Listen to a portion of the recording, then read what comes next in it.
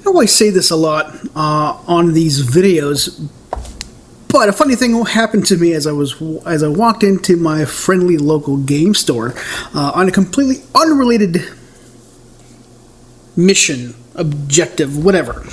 I walk in and I'm waiting to meet somebody, and I browse the relatively small selection, although growing for some reason, of Warhammer 40k models at the store. And I saw a box that I had never seen before, and I thought, what? I had no idea what these were, but I saw them, and I thought they looked pretty neat. So yeah, we're gonna paint the Elucidian Starstriders.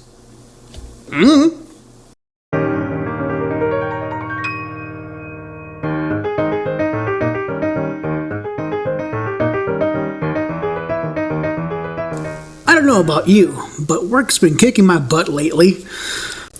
We've recently stopped working from home, and I hadn't really appreciated how much the saving of the 1 hour commute each way really took it out of me.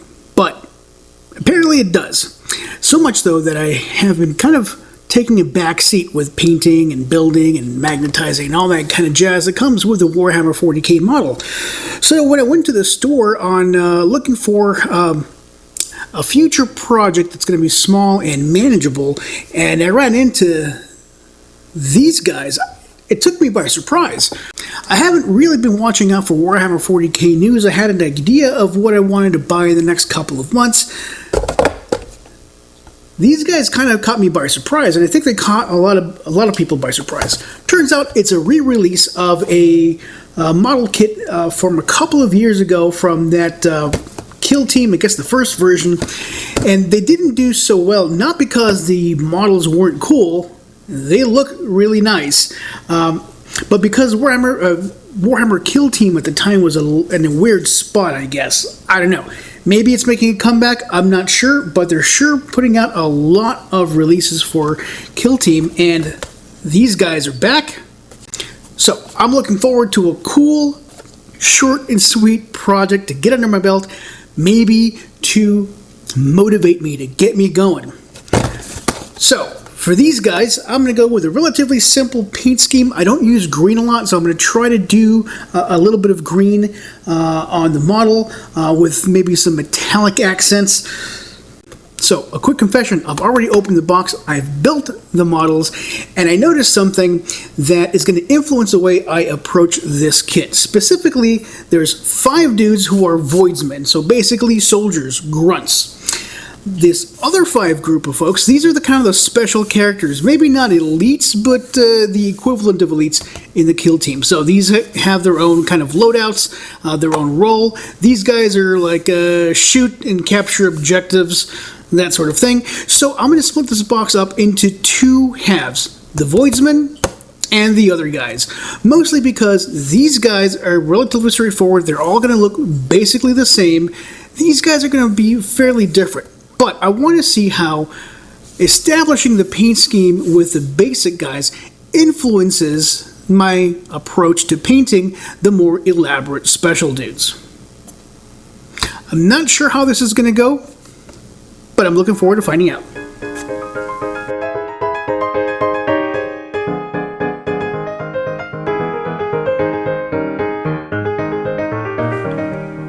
Alright, for base coat glazing, I used 2 main colors.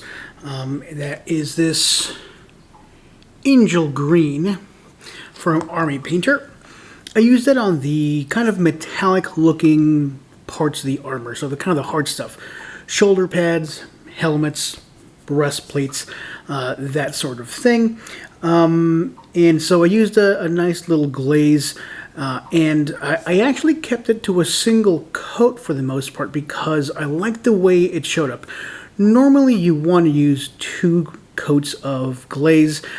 Yeah, it gets rid of a lot of the potential shadows that you would get from zenithaling, but since I didn't zenithal these, it's okay. But I did like the way it left some highlights on here on certain parts of the armor, so I left it as is because I still have a very nice green, like a saturated green. So I went with that. I should probably point out that some of these models have a little bit more of this green than others, and one of them has a little bit less. The Sergeant model has just basically the one shoulder pad, and there's a thing on his back, like a power pack or maybe an environmental unit. Who knows what it is, but he's got that. The gunner, the heavy gunner, he's the guy with a big old weapon on him. He has a bit more of this kind of heavy armor. He's got two shoulder pads, and he's got a more substantial looks breastplate, and he's got more going on with his legs. There is a little detail on most of these. On the shoes, the boots, there's like a little flap that goes over the foot. And you could go a bunch of different ways. I chose to make this an armor panel, right? There's like a flap of metal over the shoes that keeps the wearer's feet a little bit better protected. I picked that out with the Angel Green. For the other parts of the model, so this is like the tunic, the pants, stuff that was probably fabric, I went with Army Green. It's a very nice shade of green. It's a bit desaturated, but it's a nice color, and I think it'll not contrast so much as it'll complement the other green. The idea is this model, I want to have all green. It looks a little weird, kind of right next to the darker green, because typically when you see different shades of green, you're talking, shadows, and lighter shade of green would be the highlights. That's not how I'm approaching this model. It is kind of monochromatic, but not really, because other stuff will have other hues. But I think the green on green is an interesting way to go. I don't know if I'll like it, but I'm going to try it. Let's see how that works out. I've used two other, paints, not necessarily colors, for the base coat of this model. For the leather parts, pouches, boots, gloves, straps that are leather straps, I went with what I wanted to make a kind of a dark black leather. And so I went with Army Painter's Necromancer Cloak. It's a very nice dark gray that it will take a dark wash over it really nicely. At least it has in the past. There isn't a ton of them, a ton of this color or this paint on these models, but I think it'll establish a nice kind of interplay with the green. So think of it as a tertiary color, although strictly speaking, again, it's not actually a color since it's neutral, it doesn't have a hue. For the weapons, I went with your standard matte black, a nice glaze of that. Overall, the rifles, shotguns, miniguns, pistols, that sort of thing. And the idea here is that I have two fairly similar paints going on models, but the different values, right? Because the matte black is a darker value than the Necromancer Cloak. The different values I want to stand in as different materials. So it's the same color, but on a boot it looks different than on a shotgun. That's the plan anyway. And since I'm not going to do a ton of kind of manual highlighting and shadows, I'm going to rely on maybe some dry brushing and for sure washing. I think this approach will do really well, particularly since I plan to treat the two different values of essentially black. I tend to treat them differently on the different materials, so that should be interesting to see how that works out. Here, my guys, the base coat's on and it looks pretty decent. I can always find something to complain about, but it's not a bad start. The glazing seems to have taken, and it's doing a good job of leaving little highlights on places where I want, and those places where I kind of wanted to minimize that, I gave it extra coats, and it looks pretty decent. So you can see the two different greens. You can see the two different types of black, right? We have the black for the weapons, like that, and it contrasts slightly with the gloves, and that should be made more evident in the next few steps. But so far, I've really enjoyed painting these. They have quite a lot of detail, but not enough to overwhelm you, and it's all detail that can look pretty decent even if you don't pick it out. So for example, you see that shoulder pad right there? You probably want to pick it out in the detailed phase, right? Have a different color on there, maybe metallic, but you don't have to. It looks pretty okay as it is. There's plenty of detail on the weapon. It's got an awesome beard on the face. Yeah, there's a lot to like about these models, and I'm having a good time painting them so far.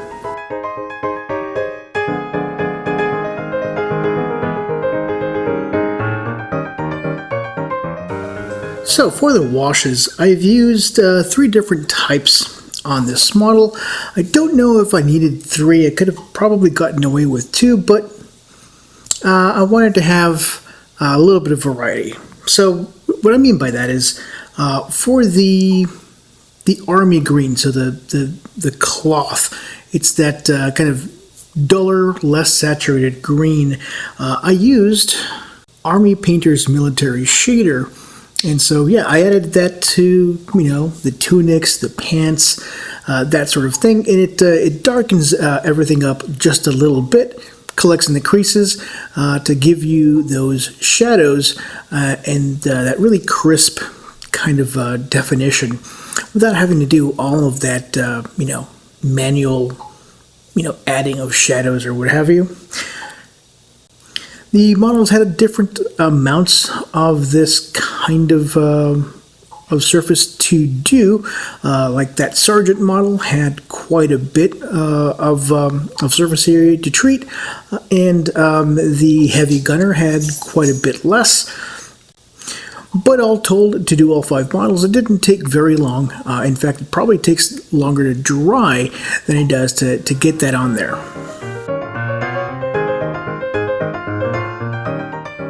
I use this green tone, also from Army Painter, for the harder stuff, so that the bright, dark green, I darkened that up with the green tone. It does a lot of the same things. It darkens up the color it goes over, but it's a brighter, kind of like a jade, transparent green. It has a very nice effect. And so, yeah, I added it to all the helmets, the breastplates, shoulder pads, those little buckles on the boots. I added that there as well. And so those were the principal areas where I used the washes, but I did darken up some other stuff. So for example, I darkened up the weapons and the boots and the pouches. Basically anything that was any shade of green, I used a little bit of Army Painter's dark tone, so that, you know, gives those black parts of the model the definition it needs, and so for the dark gray stuff, it's gonna darken that up, and for the black, it's going to just seep into those corners. It's not going to make it any more black because it's already black. There's not much more you can do to darken that up, but it's going to really emphasize those crevices, all those little cracks, little details that are submerged. It'll kind of seep in there, and it'll help to establish additional contrast when I do extra steps to the weapons that I'm not going to necessarily do to the leather stuff like the boots and the pouches. I've been going back and forth on Army Painter's washes. Sometimes I use these, and sometimes I use Games Workshop's washes. They have very different consistencies, and they really shine in certain situations, and they don't really do so well in others.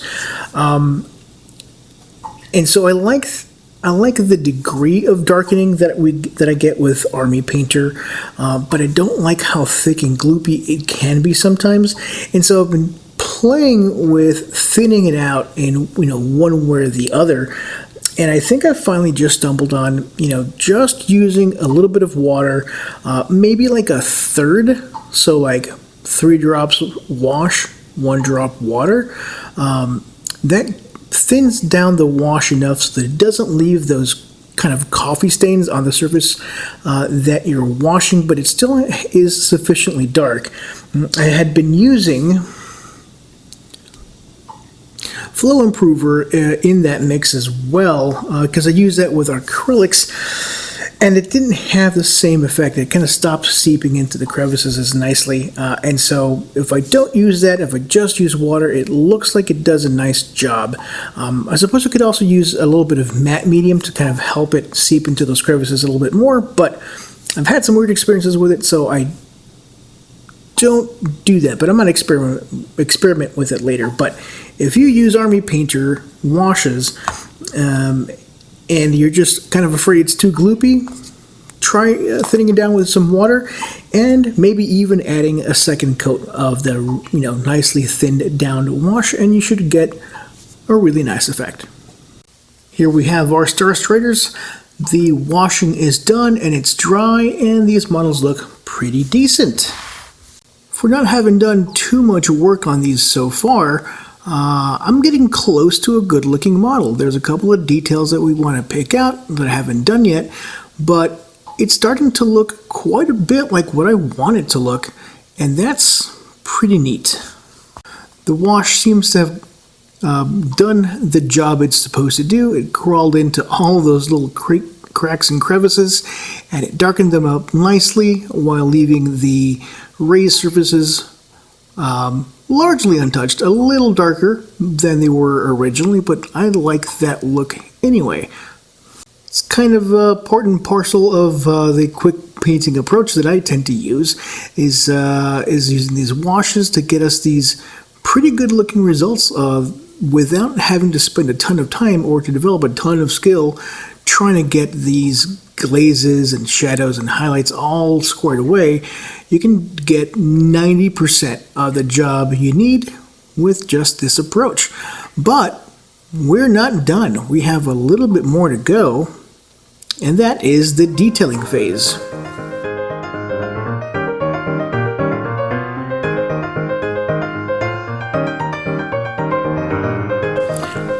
I did 2 major dry brushing steps. So really quickly, for the metallic weapons, or for weapons anyway, I used gunmetal. I applied that to my dry brush palette, which in this case is a glass cutting board. It seems to be doing a good job of helping me dry up my paints in a nice way. So I rubbed just a bit over all of the weapons, pistols, shotguns, and las guns. So that gives them a nice metallic shine. The other paints that I used for dry brushing was this guy, Dark Stone. This is a nice, really dark brown from Army Painter. And I used a very light coat of this over the gloves, the belts that I could get to, and the boots. And holsters. It looks really nice in holsters. The idea here is to give it a bit of a highlight, right, in all those edges, but to introduce the color brown because it's leather, and I wanted to contrast it with the metallic weapons that don't have any brown in it. So it'll still be black, but on the surfaces where this light is reflecting, it's going to show a little bit brown. It's very, very subtle. I think it's worth it, but it may not be worth it for you. Whichever way you decide, you're probably going to go with a lighter gray on top of that. And in this case, I use Army Painter's Ash Gray. It's the lightest gray I think that they make, or at least that I have, and I added just a very subtle kind of successive layers of dry brushing over the dark stone. So the first mix was kind of a 50-50 mix of these two, and then the last layer, the third layer of highlight dry brushing was just pure ash gray. It was very, very light, and it seemed to have made a nice, if very subtle, difference on the two materials. It was a pretty quick dry brush run, but I wanted to show you the results because I think they look nice, but they can be kind of subtle. So here is one of our Starstriders, and you can see how I've done a little bit of dry brushing. The weapon, I'm guessing it's a las gun. It has a bit of a metallic sheen. It's not overpowering. You can still tell that the weapon is black, but it has that metallic sheen. And you can see the contrast on the gloves. Now again, it's subtle because essentially they're both kind of gray, but they're different types of gray. I added a bit of an earth tone to the initial dry brush passes. Actually, all the dry brush passes. I used a really dark brown and then lightened it up with a little bit of gray in subsequent passes to distinguish the black leather from the black metal. I don't know if it's necessarily worth the extra steps. At least, maybe not to you, because the look is very, very similar. But, I don't know, it didn't take very long, and I feel like it made a difference. So, I'm gonna go with it. And it absolutely beats the pants off of trying to do all of this with a bit of glazing or wet blending or what have you. Would be here all day, and I would get results that look way worse than this. So, if you're in the market for having decent looking miniatures, but you don't have the skills yet to do a wet blend or, a really smooth glaze, dry brushing can be your friend. I should point out that one thing I did not dry brush was the green stuff, right? The helmets and the tunic. And, that could use some highlighting too. Why didn't I do that? This time it wasn't because I was lazy. Most of the time you'd be right. But this time it's because that armor that we're looking at is actually fairly ornate. And so it just so happens that any place where I would do dry brush is going to be this stuff right there. And if I wanted to make sure that the whole model stayed green, that's probably what I would do, although the glaze in that dark green seems to have done the job that I wanted it to. But that's really not what I want to do. These guys, yes, they're soldiers, but they're not Imperial Guard. These are special dudes, and so they're going to get special uniforms. And so I'm going to move into the next step of the detailing process, which in this case is going to be some overbrushing. For the overbrushing, I wanted a nice bright metallic that'll play nice with the green that's underneath it. And I could have gone really with any color, but I wanted something bright, so I went with Army Painter's Plate Mail Metal. It's a weird name to say. Yeah, so I used this with, it was mostly overbrush, although some of the details, some of that filigree that's on the uniforms lends itself more to just straight up layer painting the way we are used to doing other details. So it's kind of a combination, right? In the very thin stuff, like on the armor filigree, like on the shoulder pads, I made sure to use a dry brush, so I'm sorry, not a dry brush, an overbrush. So it's kind of like a dry brush, but it's less dry. So you still want to make sure that you have paint loaded on your brush, but you want to make sure that it's not a ton, because you want it to go exactly where you touch the brush and nowhere else. Because if it gets underneath that raised part, then you're going to have to do some cleanup.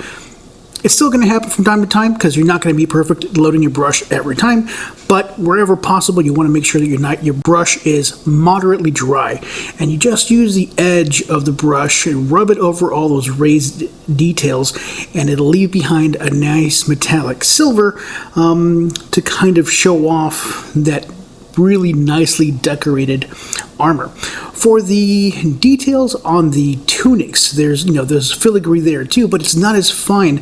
I use kind of the same method, but since they were kind of whiter, sometimes you had to load your brush a little bit more, and so it's really just a layer brushing, layer painting, not really an edge highlight or an overbrush.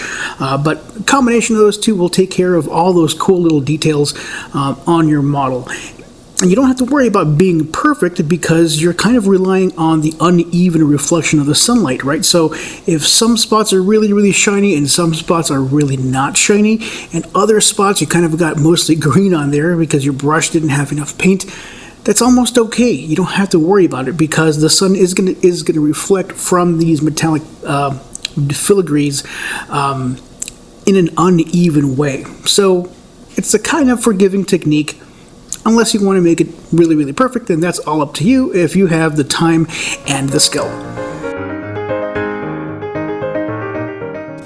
Here are our buddies, our Starstriders, with the overbrushing, filigree all taken care of. As you can see, it's not like a huge part of the model, but it does give it a nice kind of extra... Oh, look at that. I forgot that part. All right, I'll have to go back and do that. But my other models do have that silver filigree all filled in, and it's a nice, ornate, and it's a little time consuming, but it's not so bad because it's just the one color, and it is well worth the time. And now the next step is to go back and clean up any little weird bits on the model like this one and add just kind of the last minute details, just kind of extra splashes of color here and there to draw the eye to certain elements of the model. So yeah, let's do that. The rest of this detailing phase is more about balance than anything else. Particularly for Warhammer or for Games Workshop's models, there's probably going to be way more detail than you can pick out. Specifically, more detail than you can pick out well. And really that's what we're focused on, right? We want to do a good job. So if adding more and more details detracts from the model, that's kind of my working assumption, right? Unless you're really, really good, that's generally the way it works. Then you want to strike a balance between having a just plain Jane model and an overly detailed, kind of muddy looking thing. For me, that usually involves picking out what specific details I think are important to the model. And in this case, since I've only got 5 models and they're relatively similar, I focus on those things that really were part of the uniform, but also I picked out those things that made them different from the others, where a different color made sense. So the things that they all have in common are things like the leather straps. There are straps that buckle the armor to the body. I think that's a really great addition. So I made sure to paint those, although those were made to blend in with the rest of the armor. I also spent some time picking out the handles on the weapons, the grips, so I picked it out in a different color. I usually let that blend in, but I kind of figured another color would be nice, a nice touch on these models, so I went with kind of a medium brown on these. One of the details that I made sure to pick out on these, that I don't usually do, but I've thought about for a while, is the soles of the shoes. And in this case, the opportunity presented itself in that these are basically dark black shoes, but they have kind of a prominent sole, and I thought, hey, wouldn't it be cool if these soles were yellow? Like a kind of a combat boot that I used to wear back when I was young and grunge rock was a thing. Yeah, so basically my Starstriders are all wearing Doc Martens. I thought that was a detail that was worth pointing out. The last thing that they all have in common is the power plant on their back. I made sure to give it a little glowy spot, so it's an undercoat with white, and then I went in with an orange, a speed paint from Army Painter, because it's really saturated and transparent paint that gives it the effect of glowing. Obviously, once it's all said and done, I will give it a coat of matte varnish. And so these are one of those details that I'll go back and pick out with gloss varnish once the matte and varnish dries out, so that all the model is matte except for specific things like emissive lighting. I also made sure that all the visors were nice and shiny, so over the black base coat I added a silver metallic, the same color that all the filigree, the trim on the armor and the tunics have, so it's a kind of a reflective visor. And that's kind of all there was for the standard details. I also spent some time picking out those details that are unique to each model. So the Sergeant has like a red sash with some silver filigree. It's got some shotgun shells and some medals on his chest. There's one model with a long braid that's draped over the front of the model's chest. I don't know if it's supposed to be a male or a female. I can't tell from the rest of the model. It could be both. But either way, it got picked out, and it's striking in its contrast with the rest of the armor. I think it's good to spend some time on that as well. And the last little detail is one of these guys has his rifle kind of at easy rest, kind of on his chest, and in his left hand he's holding what looks like a cigar. So made sure to paint that up with a bright glowing tip to take the point across that he's actively having this smoke break, possibly in the middle of a gunfight.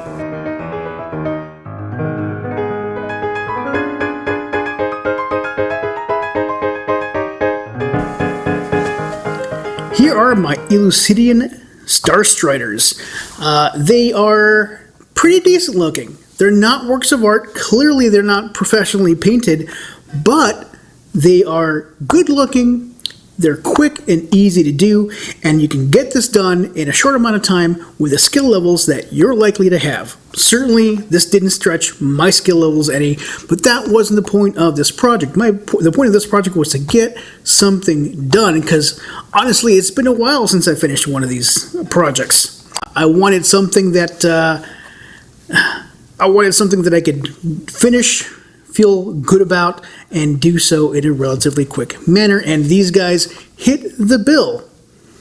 But more than just quick, they're cool looking models, and they're painted relatively well. There's lots of little details to love about these guys.